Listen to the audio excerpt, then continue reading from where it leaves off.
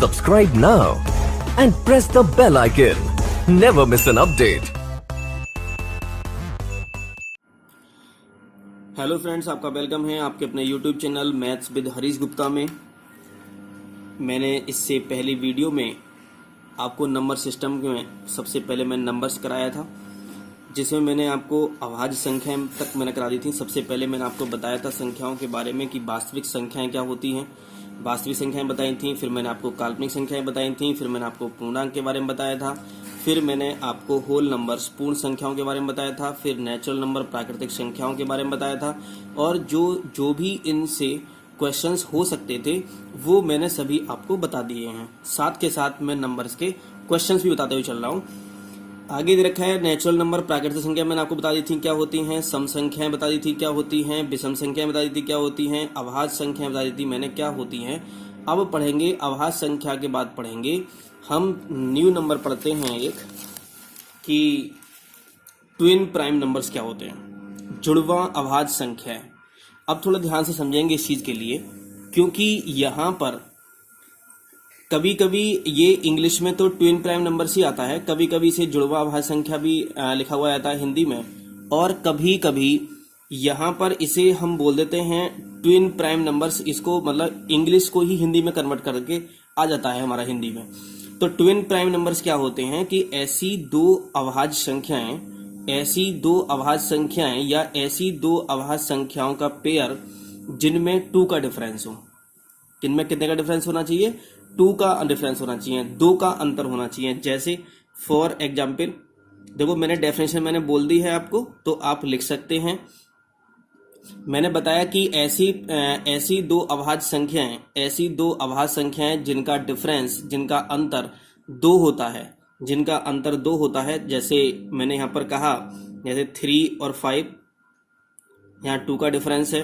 मैंने कहा 5, 7, ये 2 का डिफरेंस है। लेकिन एक बात ध्यान यहाँ पर रखेंगे कि ये जो दे रखा है ना आपको, ये दोनों संख्याएं कैसी होनी चाहिए? अभाज्य संख्याएं होनी चाहिए। तो 3, 5 भी अभाज्य संख्या है, इनमें बीच में डिफरेंस कितने का? 2 का दे रखा है। 5, 7 इनमें भी 2 का डिफरेंस दे रखा है। अगर मैं यहाँ 7, 9 लिख दूं तो इनमें कितने का डिफरेंस है? 2 का डिफरेंस है। लेकिन मैंने अभी डेफिनेशन में क्या बताया था? मैंने बताई थी 2 प्राइम नंबर्स मैंने आपको बताए थे, लेकिन यहाँ पर ये 9 प्राइम नंबर नहीं है, इसलिए ये जो पेयर होगा ये ट्विन प्राइम नंबर्स नहीं होंगे। तो आप इसलिए ध्यान रखें, जैसे ही मैंने कहा कि 29, 31 ये होगा पेयर हमारा, तो ये भी होगा, ये भी होगा, ये भी होगा। तो मैं एक बार इसे जुड़वा अभाज्य संख्या की डेफिनेशन को मैं बता देता हूं क्या होती हैं जुड़वा अभाज्य संख्याएं, ट्विन प्राइम नंबर्स क्या होते हैं। ऐसी अभाज्य संख्याएं जिनके बीच का डिफरेंस कितना होता हो? 2 होता हो, जिनमें 2 का अंतर होता हो, उन्हें हम बोलते हैं ट्विन प्राइम नंबर्स। क्योंकि ये अभी किसी एग्जाम में पूछा गया था, वहां पे ऑप्शन दे रखे थे, तो वहां ये पूछा गया था कि इनमें से कौन सा पेयर ट्विन प्राइम नंबर्स है, जुड़वा अभाज्य संख्या है। ठीक है, तो ये हमारा एक ट्विन प्राइम नंबर्स हुआ। आगे चलते हैं, तो यहां पढ़ेंगे हम कि सह अभाज्य संख्याएं क्या होती हैं, को प्राइम नंबर्स क्या होते हैं। और ये ही बहुत ही इंपॉर्टेंट है हमारा नंबर्स, क्योंकि ये आगे जब हम एचसीएफ एलसीएम पढ़ेंगे, लासा मासा पढ़ेंगे, तो वहां पर सह अभाज्य संख्याओं की भी बात होगी। तो हम क्या कहते हैं सह अभाज्य संख्याओं के बारे में? देखो, मुझे लिखने में थोड़ा टाइम लगेगा और इतना टाइम मेरे पास नहीं है कि मैं सारी चीज उनको नोट कराऊं। मैं बोल रहा हूं तो आप वीडियो को पॉज करके, वीडियो को रोक करके आप मेरी आवाज को सुन करके उसको नोट कर सकते हैं। ठीक है, क्योंकि ये जो टेट हो या सुपर टेट हो या सी टेट हो, तो उसमें जो भी आपका मैथ्स होगा वो मैं आपको कंप्लीट कराऊंगा। ठीक है, तो जो भी हम चैप्टर पढ़ेंगे या जो भी टॉपिक पढ़ेंगे उसको बहुत ही डिटेल में पढ़ेंगे। ठीक है ना, तो इसलिए मैं थोड़ा शॉर्ट में ये डेफिनेशंस मैं नहीं लिखवा रहा हूँ, जिससे ये काम तो आप कर भी सकते हो डेफिनेशन के बारे में, क्योंकि हमें डेफिनेशन नहीं पूछी जाती, हमें तो बस केवल नंबर पता होना चाहिए कि उसको बोलते क्या है, क्या होता है ये। जैसे हमें सह अभाज्य संख्या तो इसकी डेफिनेशन नहीं आएगी, लेकिन जब तक डेफिनेशन नहीं पता होगा तब तक आप नंबर भी काउंट नहीं कर सकते कि कौन कौन से नंबर होंगे, कौन से नंबर नहीं होंगे। तो आप इसलिए थोड़ा ध्यान से समझें। और ये सेकंड क्लास है आपकी ये, और ऐसे ही क्लास डिटेल में चलेगी ये। ठीक है, और आपकी हो सकता है कि एक दिन छोड़ करके वीडियो आए आपके पास में, तो ऐसी कोई प्रॉब्लम नहीं है, मैं रेगुलर रहूंगा। और अभी कोई एग्जाम है नहीं, तो इसलिए थोड़ा धीरे धीरे पढ़ रहे हैं हम लोग। ठीक है, चलिए चलते हैं। तो सह अभाज्य संख्याएं क्या होती हैं, इसे हिंदी में इंग्लिश में बोलते हैं को प्राइम नंबर्स, हम इसे बोलते हैं। तो ऐसी संख्याएं जिनमें जिनका एचसीएफ मतलब जिनका मासा वन होता है। देखो यार, इसकी डेफिनेशन बहुत है। मैं आपको बस केवल क्या करूंगा, मैं आपको समझाने की कोशिश करूंगा कि ये नंबर्स होते क्या है। थोड़ा ध्यान समझेंगे यार। मैंने कहा 4 और 9 ऐसी संख्याओं के पेयर या मैंने क्या कहा था यहाँ पर ऊपर, मैंने ट्वेन प्राइम नंबर्स में क्या कहा था, मैंने यहाँ पर कहा था कि ऐसी अभाज्य संख्याएं, मैंने यहाँ पर कहा था ऐसी अभाज्य संख्याएं, थोड़ा ध्यान से समझेंगे, ऐसी अभाज्य संख्याएं। और मैं यहाँ पर कह रहा हूं कि ऐसी संख्याएं सच नंबर्स, और मैंने ऊपर कहा कि सच प्राइम नंबर्स। तो मैं यहाँ कह रहा हूं कि ऐसी संख्याओं की बात यह है कि कोई भी संख्याएं हो, कोई भी संख्याओं के पेयर, ऐसी संख्याओं के पेयर जोड़े जिनका एचसीएफ वन होता है। लेकिन हमने एचसीएफ मतलब मासा जिनका वन होता है, तो मासा हमने पढ़ा नहीं है, तो इसलिए हमारे समझ में नहीं आया कि मासा ये क्या कह दिया आपने। इसलिए मैं आपको दूसरी डेफिनेशन बता रहा हूं इसके लिए कि ऐसी संख्याओं के पेयर, ऐसी संख्याओं को जोड़े जो किसी एक नंबर से डिवाइड ना हो सके, जो किसी एक नंबर से डिवाइड ना हो सके वन के अलावा। Such numbers are not divided any number except one. One के अलावा ये नंबर डिवाइड नहीं होने चाहिए। अब देखो थोड़ा ध्यान से रहा, क्या 4 प्राइम नंबर है? नहीं है। क्या 9 प्राइम नंबर है? नहीं है बिल्कुल, क्योंकि मैंने प्राइम नंबर की बात ही नहीं की है। मैंने आपसे ये बताया कि ऐसी संख्याओं के जोड़े जो किसी भी नंबर से डिवाइड ना हो वन के अलावा ऐसा कोई नंबर नहीं होना चाहिए जो इन दोनों को डिवाइड कर दे। अब एक बात बताओ, क्या 4 किससे डिवाइड होता है? 4 2 से डिवाइड होता है। क्या 2 से 9 डिवाइड होता है? 2 से 9 डिवाइड हो जाएगा? नहीं होगा। 9 किससे होता है? 3 और 9 से होता है। क्या 3 और 9 से 4 डिवाइड हो जाएगा? नहीं होगा। इसका मतलब है कि ये कैसी संख्या है हमारी? सह अभाज्य संख्या है। बहुत इंपॉर्टेंट है, थोड़ा ध्यान समझेंगे। मैं दोबारा से बताता हूं मैं इसकी डेफिनेशन को कि ऐसी संख्याएं सह अभाज्य संख्याएं कहलाती हैं। ऐसी संख्याएं, ना कि अभाज्य संख्याएं। ऐसी संख्याएं मतलब कोई सी भी संख्याएं हो, लेकिन ऐसी संख्याओं के जोड़े जो किसी भी नंबर से डिवाइड ना हो, जो वन के अलावा किसी भी नंबर से डिवाइड ना हो, तो उन्हें बोलते हैं हम को प्राइम नंबर, मतलब सह अभाज्य संख्याएं। जैसे मैं यहां लिख दूं कि 5 7, तो क्या ये को प्राइम नंबर नहीं है, सहअभाज्य संख्या नहीं है? बिल्कुल सहअभाज्य संख्या है। मैंने यहां लिख दिया 4 और 10 लिख दिया। अब एक बात बताओ कि क्या 4 और 10, क्या इन 4 और 10 को, ये 4 2 से डिवाइड होगा, 2 से 10 हो जाएगा डिवाइड। अरे दोनों नंबर किससे डिवाइड हो रहे हैं? ये दोनों नंबर किससे विभाजित हो रहे हैं? ये दोनों नंबर हो रहे हैं 2 से विभाजित। थोड़ा ध्यान से समझेंगे, दोनों कोऑपरेट करके चलेंगे, हिंदी वाले भी और इंग्लिश वाले भी, ठीक है ना। तो कभी कभी मैं इंग्लिश में बोलता हूं और कभी कभी मैं हिंदी में बोल देता हूं। मैं कोशिश ये कर रहा हूं कि दोनों ही मैं लैंग्वेज में बोलूं आपके लिए। अगर कहीं पर हो जाता है कि कहीं पर मैं हिंदी बोल दूं या कहीं पर इंग्लिश बोल दूं, तो थोड़ा कोऑपरेट करने की कोशिश करें। तो मैंने ये बताया कि ये जो 4 है और ये जो 10 है, कोई किसी नंबर से नहीं कटने चाहिए। अगर ऐसा होता है तो ये क्या होगा, हमारा सहअभाज्य संख्या हो जाएंगी। लेकिन 2 से तो ये भी कट रहा है 4, और 2 से 10 भी कट रहा है, मतलब 2 से डिवाइड 4 भी है और 2 से डिवाइड 10 भी है। तो लेकिन तो डेफिनेशन से क्या हो जाएगा, ये तो अलग हो गया। इसका मतलब है कि ये नंबर सहअभाज्य संख्या नहीं होगी। ये बात समझ में आ रही है आपको? तो सहअभाज्य संख्या मैंने क्या बताया, ऐसी संख्याओं के जोड़े जो एक के अलावा किसी संख्या से विभाजित ना हो, जो 1 के अलावा किसी भी नंबर से कंप्लीट डिवाइड ना हो, तो ऐसी संख्याएं सहअभाज्य संख्याएं मतलब को प्राइम नंबर्स कहलाते हैं। ये बहुत ही इंपॉर्टेंट है, थोड़ा ध्यान से इसको समझेंगे। आगे देखते हैं 11 में। अब हम यहाँ पढ़ेंगे भाज्य संख्याएं, डिविजिबल नंबर्स हम यहाँ पढ़ेंगे। डिविजिबल नंबर्स क्या होते हैं, या हम इन्हें भाज्य संख्याओं को हम बोलते हैं यौगिक संख्याएं बोल देते हैं, और इन्हें बोलते हैं इंग्लिश में कंपोजिट नंबर्स। तो भाज्य संख्याओं या यौगिक संख्याओं को डिविजिबल नंबर या कंपोजिट नंबर हम बोल सकते हैं। तो ये क्या होती हैं, थोड़ा ध्यान से समझेंगे यहाँ पर कि जैसे मैंने आपको अभाज्य संख्याएं, ये क्या है हमारी भाज्य संख्याएं। मैंने अभाज्य संख्या में आपको क्या बताया था, मैंने आपको बताया था ओनली 2 फैक्टर। किसमें बताया था मैंने ये आपको, मैंने आपको बताया था अभाज्य संख्याओं में, क्या बताया था मैंने आपको? अभाज्य संख्याओं में मैंने बताया था कि अभाज्य संख्याएं वो होती हैं जिसमें ओनली 2 फैक्टर्स होते हैं, जिनमें केवल 2 गुणनखंड होते हैं। ठीक है, आगे बढ़ते हैं। यहां है कि हमारी भाज्य संख्याएं, तो यहां पर होगा कि मोर देन 2 फैक्टर्स, मोर देन 2 फैक्टर्स, 2 से अधिक गुणनखंड। जिन संख्याओं के 2 से अधिक गुणनखंड होंगे, जिन संख्याओं के 2 से अधिक गुणनखंड होंगे, तो इसका मतलब है कि वो संख्याएं भाज्य संख्याएं कहलाती हैं। जैसे स्टार्ट हम कहां से करते हैं? 1 से करते हैं, थोड़ा ध्यान समझेंगे। फॉर एग्जाम्पल हम लेते हैं 1, तो एक बात बताओ, तो 1 तो 1 से डिवाइड होगा, तो कितने फैक्टर हुए, कितने गुणनखंड हुए इसके लिए? इसके एक ही गुणनखंड हुआ, लेकिन क्या होना चाहिए? 2 से अधिक। मोर देन 2 कहा मैंने, कितना कहा? मोर देन 2 कहा, तो इसका मतलब ये भाज्य संख्या नहीं है। हम 2 की बात करते हैं तो 2 किससे डिवाइड है? 1 से डिवाइड है। 2 किससे डिवाइड है? 2 से डिवाइड है। अरे क्या कहा इन्होंने? हमने तो ये कहा है कि 2 से अधिक होने चाहिए, लेकिन यहां तो केवल 2 ही हुए, तो इसका मतलब ये भी नहीं है।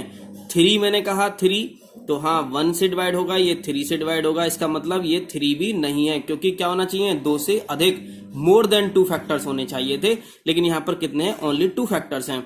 मैंने कहा 4, तो ये 1 से भी डिवाइड है, 2 से भी डिवाइड है, और ये 4 से भी डिवाइड है, तो ये क्या हुआ? कितने फैक्टर हो गए? ये 3 फैक्टर हो गए। तो 2 से अधिक, तो 2 से अधिक फैक्टर हो गए ना, तो इसका मतलब क्या है? ये हमारा जो नंबर है 4, ये कहलाएगा भाज्य संख्याएं।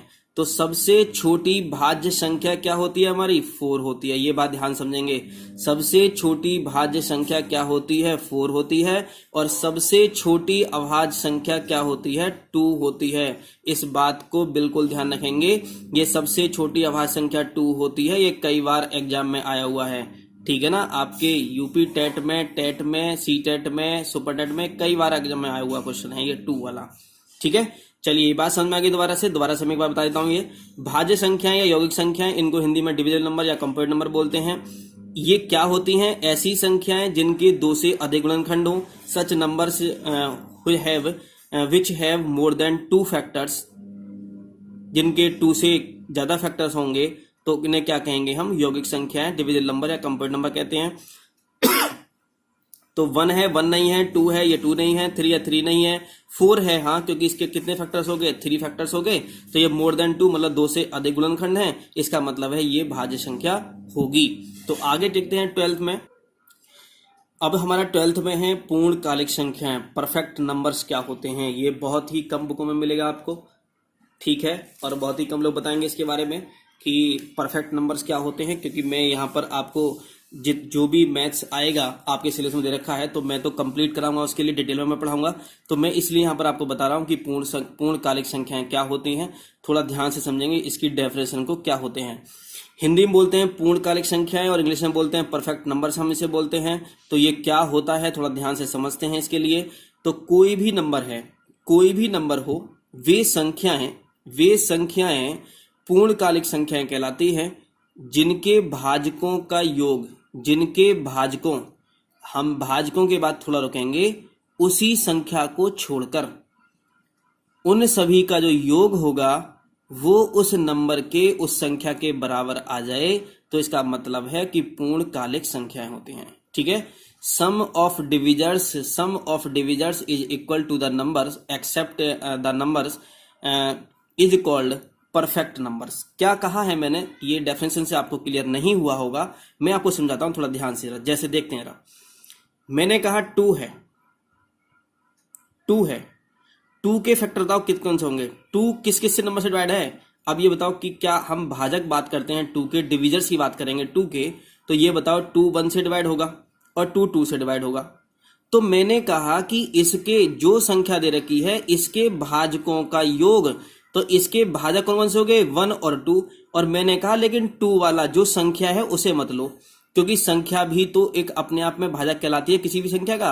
अरे खुद सभी नंबर अपने नंबर का क्या कहलाते हैं, भाजक कहलाते हैं। ये बात हमें ध्यान रखनी पड़ेगी, क्योंकि अभी जो क्वेश्चन अभी पेपर आया था उसमें भाजक पूछे गए थे और वहां पर बच्चों ने कंफ्यूजन के कारण वो गलत कर दिया था। थोड़ा ध्यान समझेंगे। अगर हमसे पूछा जाए कि 2 के फैक्टर्स क्या क्या है, तो आप मतलब 2 के डिविजर्स क्या हैं, तो हम कहेंगे कि 2 के डिविजर्स हैं 1 और 2 हैं।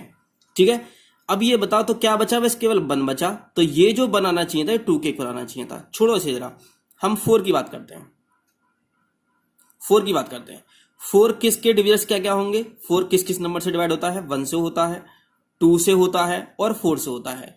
लेकिन मैंने कहा कि नंबर नहीं लेंगे, नंबर मत लो। और 1 और 2 कितने हो गए, 3। तो क्या ये इसके इक्वल है, नहीं है इसके इक्वल है ये। तो इसका मतलब ना तो 4 होगा पूर्ण परफेक्ट नंबर और ना ही क्या होगा 2 होगा हमारा। ठीक है, आगे देखते हैं। मैंने कहा 6 लेके देखते हैं, क्या लेके देखते हैं, 6 लेके देखते हैं फॉर एग्जाम्पल में।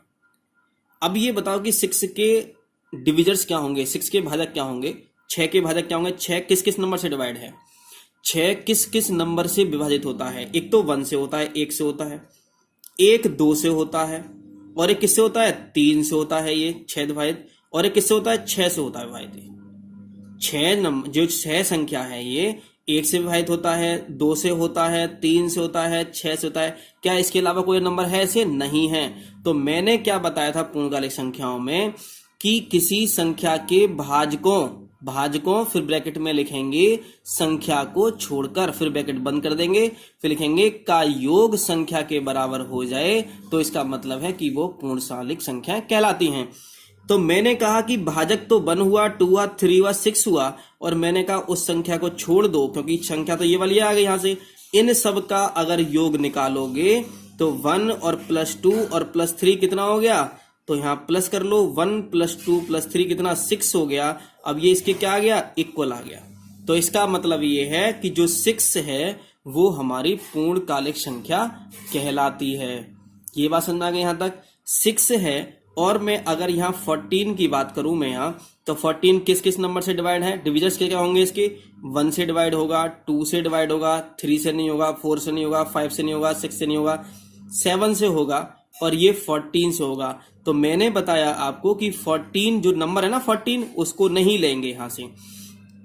इनका सम करो तो 1 + 2 + 7 कितना आ गया, ये आ गया 10 आ गया। क्या ये इसके इक्वल है, नहीं है। इसका मतलब है 14 भी हमारा परफेक्ट नंबर या पूर्णकालिक संख्या नहीं होगी। अब बात करते हैं हम 28 की बात कर लेते हैं। अब ये था 28 किस किस नंबर से डिवाइड होगा, 1 से डिवाइड होता है, 2 से डिवाइड होता है, 3 से नहीं होगा, 4 से होता है, 5 से नहीं होगा, 6 से नहीं होगा, 7 से होगा, 8 9 10 से भी नहीं होगा, 11 से भी नहीं होगा, 12 से भी नहीं होगा, 13 14 से होगा, और फिर ये किससे होगा, 28 से होगा। हो जाएगा ना। अब ये बताओ ये भी 28 है, ये भी 28 है। तो मैंने कहा कि इस 28 को नहीं लेते हैं, नंबर को छोड़कर, नंबर को, संख्या को छोड़कर, क्योंकि ये संख्या की बात हो रही है तो इसको छोड़ेंगे।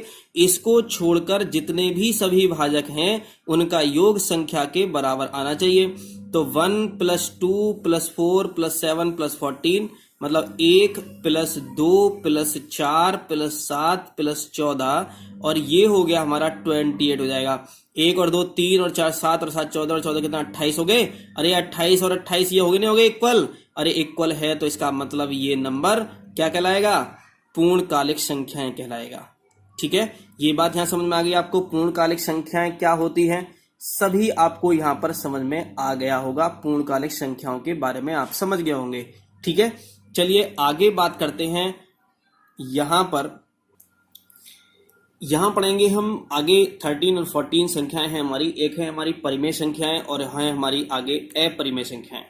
ये बहुत ही इंपॉर्टेंट हैं और ये जब तक इनको डिटेल में ना समझो तब तक ये समझ में नहीं आती है। मैं बहुत ही छोटे वे में, छोटे तरीके से बहुत ही मैं आपको समझाऊंगा जिससे आपको समझ में आ जाएगा।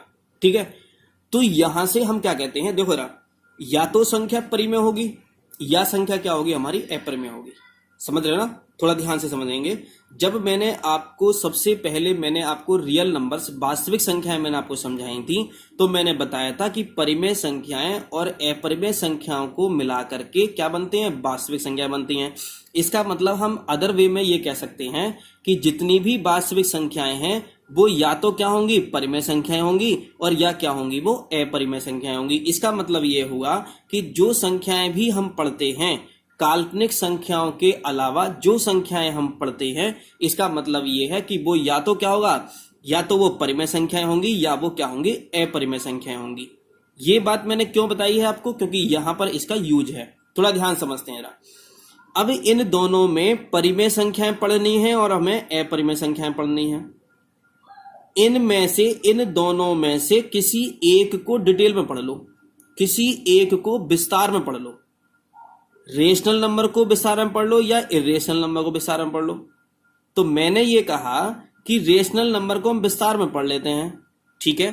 फिर हम ये कह देंगे जो अपरिमेय संख्याएं हैं तो उनमें हम ये कह देंगे कि जो संख्याएं परिमेय संख्याएं ना हो वो अपरिमेय संख्याएं कहलाती हैं। हम ये बात कह देंगे यहाँ पर। या क्या काम करो, एक आप एक काम ये करो कि अपरिमेय संख्याएं पढ़ लो पहले, और अपरिमेय संख्याएं पढ़ने के बाद, अपरिमेय संख्याएं पढ़ने के बाद हम ये कह देंगे कि जो संख्याएं अपरिमेय संख्याएं नहीं हैं वो संख्या क्या कहलाएंगी, परिमेय संख्याएं कहलाएंगी।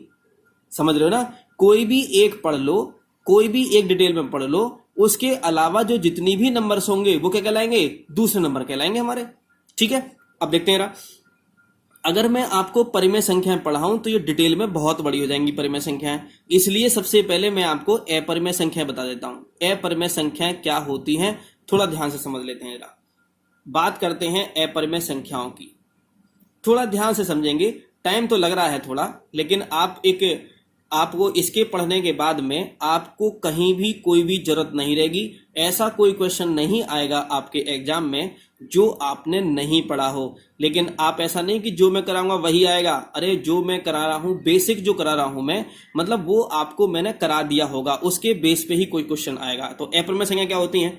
सबसे पहली बात तो जिन संख्याओं को P/Q मतलब अंश बटे हर के रूप में नहीं लिख सकते हैं, एक तो अपरिमेय संख्याएं वो होती हैं, और जो परिमेय संख्याएं ना हो वो अपरिमेय संख्या कहलाती हैं। लेकिन सबसे पहले हमें पता ही नहीं कि परिमेय संख्या क्या होती हैं, हम तो डायरेक्टली क्या पढ़ रहे हैं, अपरिमेय संख्या पढ़ रहे हैं। तो सबसे पहले मैंने ये कहा कि जिन्हें P/Q मतलब अंश बटे हर की फॉर्म में के रूप में नहीं लिख सकते तो वो कहलाती हैं हमारी अपरिमेय संख्याएं, इरेशनल नंबर कहलाते हैं, ठीक है। ये बात समझ में नहीं आई कि भाई P/Q और अंश बटे हर क्या होता है, हमें बिल्कुल समझ में ही नहीं आई ये बात, ठीक है। चलो नहीं समझ में आई तो आपको और समझाने की कोशिश करता हूं, थोड़ा ध्यान समझेंगे। इनमें अपरिमेय संख्याओं का मान निश्चित नहीं होता। इनका मान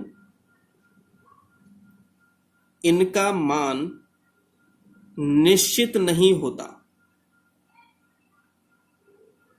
इनका मान निश्चित नहीं होता।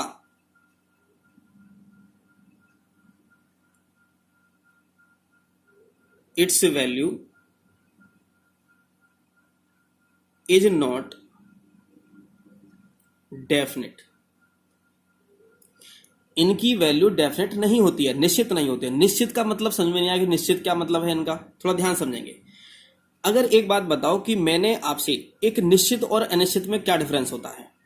निश्चित में है कि मैंने 2-3 लोगों से कुछ पूछा, उन तीनों लोगों ने एक ही जवाब दिया, तो इसका मतलब है कि जो हमने पूछा था तो वो निश्चित होगा। लेकिन अगर 2-3 लोगों से हम कोई चीज पूछते हैं, हमने कोई चीज पूछी और उन्होंने सबका आंसर अलग अलग दिया, लेकिन सबका आंसर है सही लेकिन सबने अलग अलग दिया, तो इसका मतलब ये है कि जो आपने पूछा था वो निश्चित नहीं है। जैसे थोड़ा ध्यान समझेंगे ना, मैंने आपसे पूछा कि √4 मतलब वर्गमूल 4 का मान कितना है, तो 2 बताओगे आप।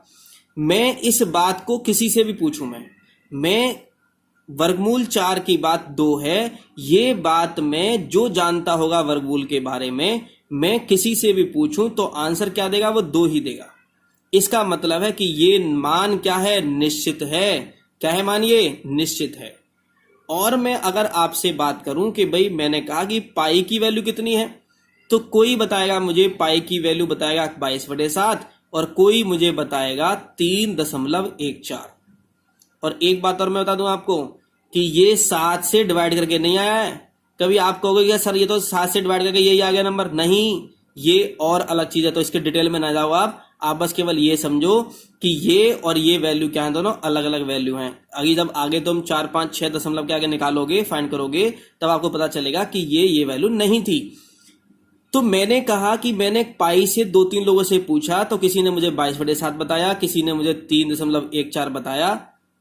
ठीक है, तो इसका मतलब ये हुआ कि पाई की वैल्यू निश्चित नहीं है। समझ रहे हो, थोड़ा ध्यान से रहा, निश्चित नहीं है। मैंने आपसे √3 स्क्वायर रूट 3 वर्गमूल 3 का मान पूछा, तो किसी ने मुझे 1.7 बताया, किसी ने मुझे 1.73 बताया, किसी ने मुझे 1.732 बताया, और किसी ने कुछ बताया। इसका मतलब ये है कि यहां इसकी स्क्वायर रूट 3 की वैल्यू भी क्या नहीं है, निश्चित नहीं है।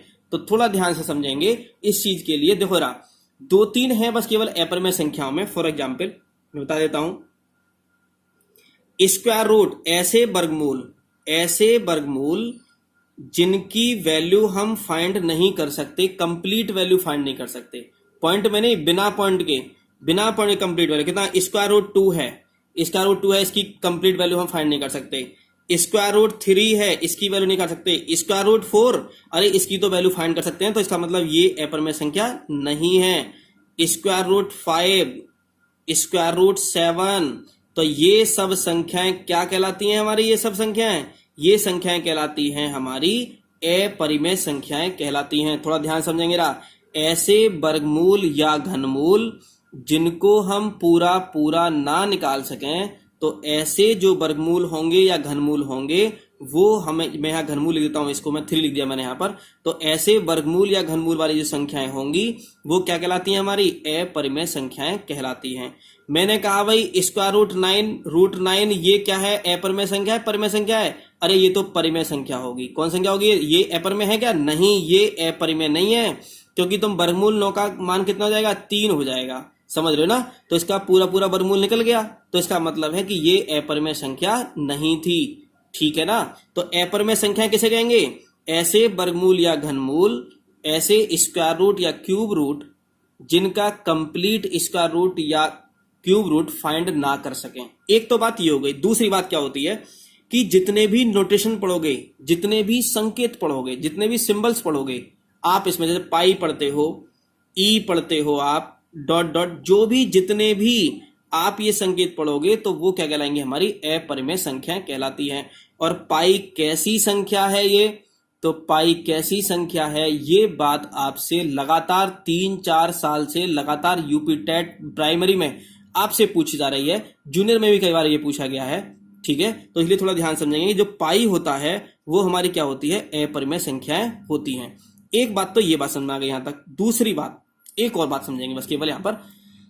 तो स्क्वायर रूट 2 मतलब वर्गमूल 2, वर्गमूल 3, वर्गमूल 5, घनमूल 7, square root 2, square root 3, square root 5, cube root 7, ये ऐसी संख्याओं के वर्गमूल घनमूल हैं जिनके कंप्लीट पूरे वर्गमूल या घनमूल हम नहीं निकाल सकते। ठीक है, ये पाई है। जितने भी सिंबल्स पढ़ोगे आप, जितने भी सिंबल्स मैथ्स में पढ़ोगे, अंक के अलावा जितने भी सिंबल्स पढ़ोगे वो सभी क्या कहलाएंगे? हमारे अपरिमेय संख्या कहलाएंगे। पाई पढ़ोगे, ई इसेंट्रिसिटी होती है, ये आपको नहीं पता, आप तो बस समझ लो बस केवल कि ई आए आपके पास, पाई आए तो क्या होंगे? ये अपरिमेय संख्याएं होंगी। और दूसरी बात थोड़ा ध्यान समझेंगे, एक चीज और, 1.2435623 डॉट डॉट डॉट, ये डॉट डॉट डॉट, ये यहां तक क्वेश्चन है पूरा। ये पूरा एक नंबर है, यहां से लेकर के यहां तक पूरा एक नंबर है। थोड़ा ध्यान से समझते हैं ये क्या दे रखा है।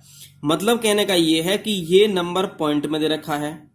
और दूसरी बात, ना तो ये डॉट डॉट का मतलब क्या है? ये रुका नहीं है, ये डॉट का मतलब रुका हुआ नहीं है, ये रुका हुआ नहीं है। और दूसरी बात क्या है कि 2 के बाद 4 आया है, 4 के बाद 3 आया है, 3 के बाद 5 आया है, 5 के बाद 6 आया है, 6 के बाद 2 आ गया। अब देखो रहा, ये यहां से यहां तक तो ये अलग अलग आए, इसके बाद में ये रिपीट होना शुरू हुआ, लेकिन 2 आ गया ना, लेकिन 2 के बाद क्या है यहाँ पर? 4, तो यहाँ 2 के बाद 4 आना चाहिए था। इसका मतलब ये है कि ना तो ये नंबर पॉइंट में रुक रहा है, ना तो ये स्टॉप हुआ कहीं पर, और ना ही क्या हो रहा है? ये रिपीट हो रहा है। ये इसकी किसी भी अंक की पुनरावृत्ति नहीं हो रही है।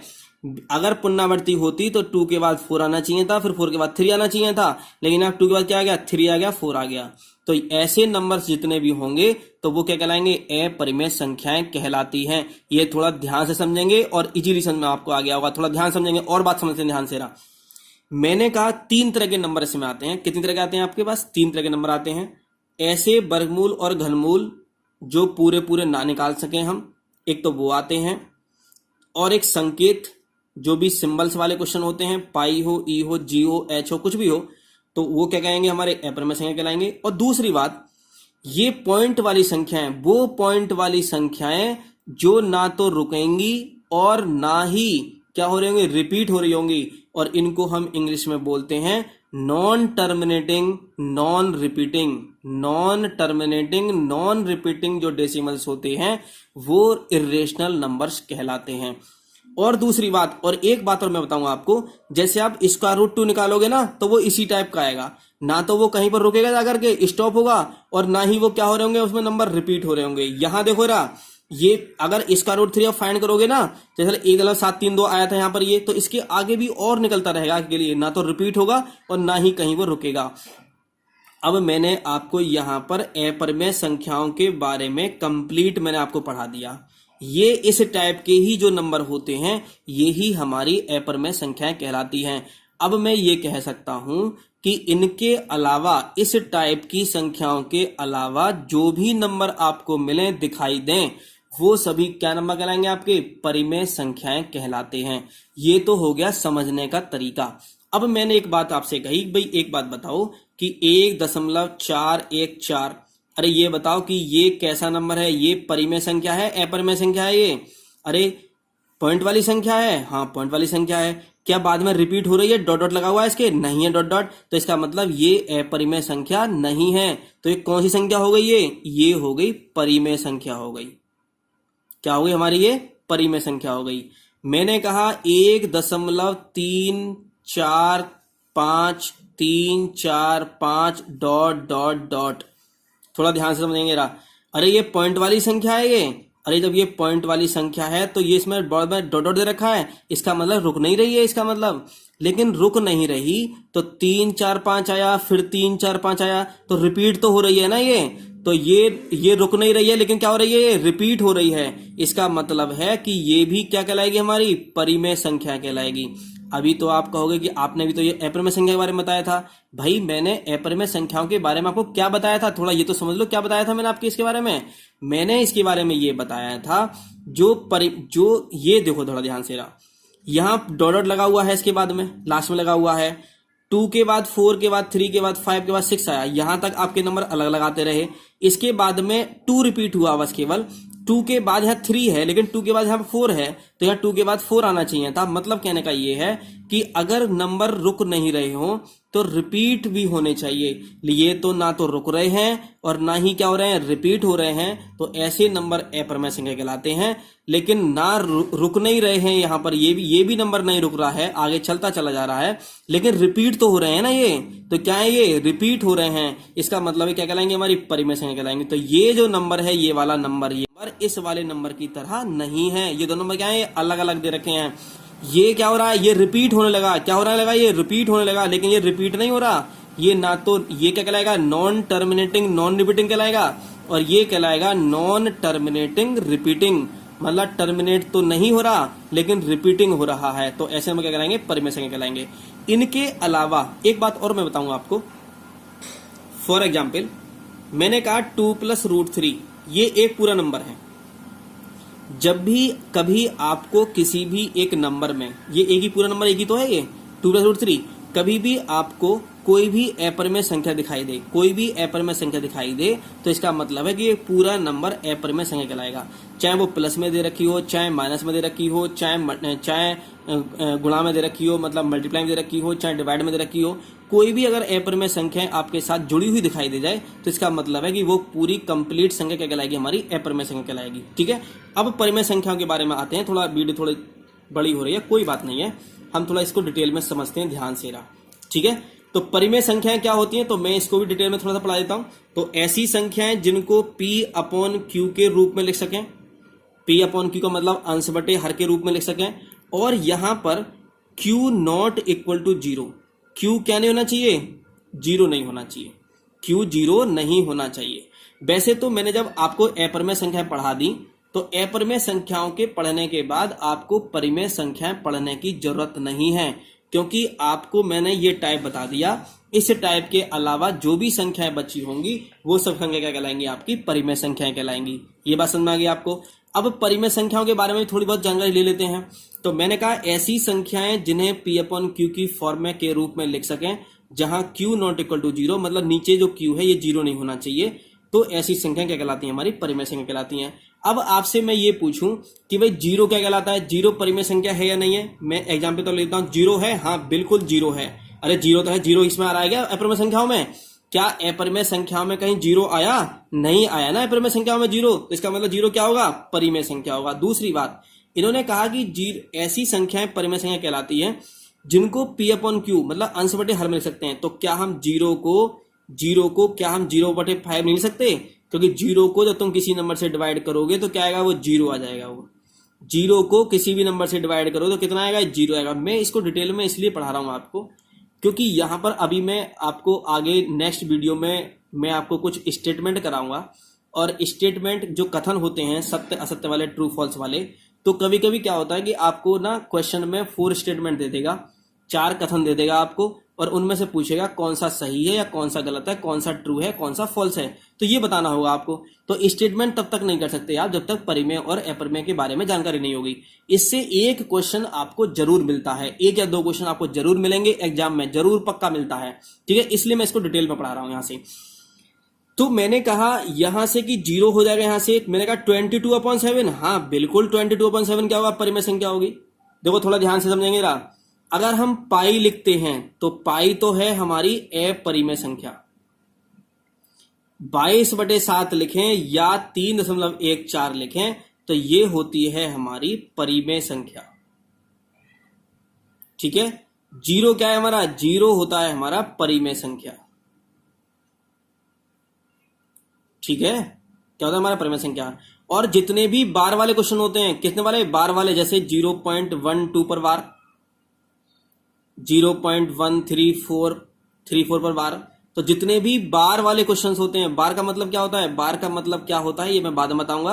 अभी बस केवल इतना समझो कि ये जो बार वाले जो नंबर्स दे रखे होते हैं क्या कहलाते हैं, हमारी परिमेय संख्याएं कहलाती हैं, ठीक है। अब ये बात आप परिमेय और अपरिमेय संख्याओं के बारे में आप समझ गए होंगे, ठीक है। इसके बारे में मैं आपको क्या क्वेश्चंस पूछे जाते हैं, कैसे कैसे स्टेटमेंट आते हैं, तो मैं आपको नेक्स्ट वीडियो में बताऊंगा। तब तक के लिए bye, thank you for watching.